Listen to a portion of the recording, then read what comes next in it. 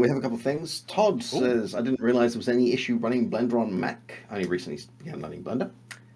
And yes. So, Zach, so, love so Linux. Go on. so You do that no one. no specific issue running because both Eevee and Cycles would work absolutely fine, but there was no GPU acceleration. So if you were running uh, Cycles, you just have to sit there and wait a lot longer than you would if you had a graphics card, essentially.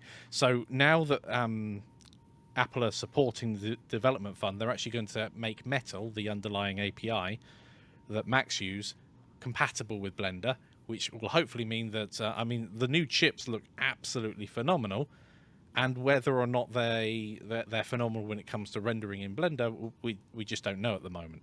Yep.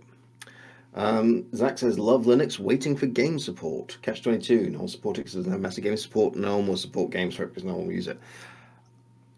Yes, but Steam have actually changed that drastically. And over the past year, since I last checked it, Proton, which is Steam's built-in Windows layer, compatibility layer, has gotten so good. If you are not running your games on an NTFS drive, if you're running on a Mm-hmm. drive that has Linux permissioning, I mean, Wasteland 3 ran out of the box. I'm hearing reports that Ark runs flawlessly. The one thing you cannot do is run anything that has cheat protection. Yes, I know that's changing soon because I know a lot of Well, companies are trying to get things ready for the Steam some Deck, which companies are looks trying to yeah. get rid of that problem, but if you just want to emulate what's out there, Windows games that use cheat protection. So what's a good one? What's the one you play with Bass? Shooty It's not shooty bang bang. Atlas. Shooty No, Shooty Bang Bang. If you're playing Shooty Shooty Bang Bang, Overwatch, Overlord, Over no, it's Oranges. Apex Legends. That's what I said.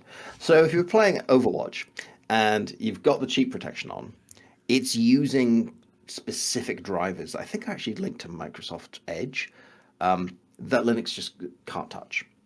Mm. And so it's not a question of we haven't done it yet. It's like we can't solve that problem.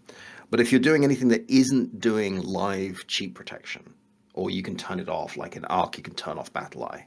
A lot of Yeah. games are very good. Not all of them. You can go to the Proton Steam database or Steam Proton database, whatever it is, and look up a game. And you can see it. But I was very surprised when I fired up Wasteland 3 and it was perfect. Yeah. I think that's the main thing. You can quite easily say, "Oh, this doesn't work on this platform," but that might only apply to you or a subset of people. I mean, take Substance Painter. That ran flawlessly for you, didn't it? And that would have been, I would have thought that would have been one of the ones you Yeah, may I have mean, had this is the thing. problems with. Zach, I agree. Like a year and a half ago, Proton always needed tweaking. Now I haven't had to tweak anything. Like it's just worked. The problem here is that's a really big ask to just go test it. Like, go wipe your operating system, download Steam, and download all your games and test it. Like, that's 2 days' work, realistically. And then you got to put Windows back afterwards if you don't like it. Like, that's Yeah. not a small gamble.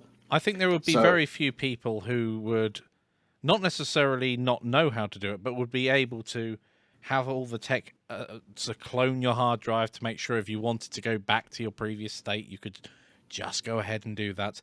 And yeah, dual booting is another option, but again, that can get quite technical. And I've had dual boots where I'm like, okay, well, I'm done with whatever it was I was dual booting with, and then Windows no longer launches. I'm like, boot manager, and I eventually tried dual got it back up booting and running. But back that's around 2008, and I did something that wiped both partitions. yeah. If you start playing with your boot records and you don't know what you're doing, that's it. You've got a non-working computer.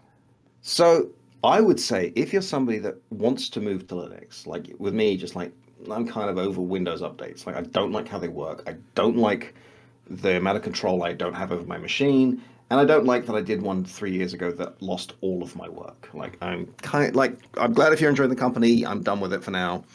I'm going to install Linux. Yeah. Now let's make sure the software can work. The big one for me was Resolve, our video editing software. We did a quick test. Does this work? Worked great. Yes. That was my After last. after tweaking a few settings, it was audio codecs that were the real big one. But fortunately, OBS being open, which is awesome, it had a ton of FFmpeg options, and you could just change the audio stream instead of being a compressed. I think it's MP3 that was the problem. we could just change it to a WAV format, which you'll find out more Yeah, in the LMMS course. yep. I installed Guild Wars 2 to test it the other day on Lutris. Looked great, like really smooth, full. Like they say on things, put everything on minimal. I put everything on maximum to see what happened, and what happened was it played around trying to download all the shaders, let it do that, and then once everything had settled down, I look at the frame rate and it's 60. It's fine. Nice. It's absolutely fine. There's no problem with it. So yeah, it's definitely improved. I do want to make sure that you understand I'm not a Linux fanboy saying everyone has to go over there. I'm saying if you are in a position where you're going to move over to this operating system, the chances are a lot of the software you like will work. Not all of it.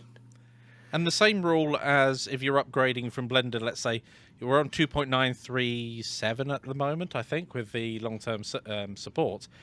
But Blender 3 is right around the corner, and it will be so tempting to just click upgrade.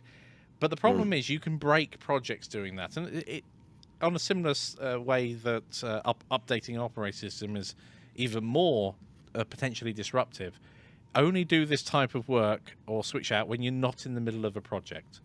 Yeah. Because that could be disastrous.